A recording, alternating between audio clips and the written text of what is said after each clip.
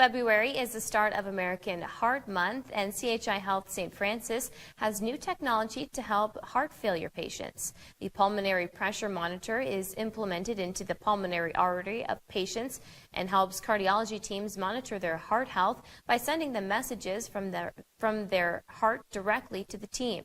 The director of Cardiopulmonary and Surgical Services says one of the benefits of this technology is that it helps give early treatment to patients. It's treatment that is available throughout the country, and there are other organizations that are doing it, but nowhere close to home for us. And so bringing it here provides our heart failure patients some therapy and some treatment plans earlier in their disease process to keep them healthy. Angela McDermott says the technology helps keep patients out of the hospital and limits further damage to their heart.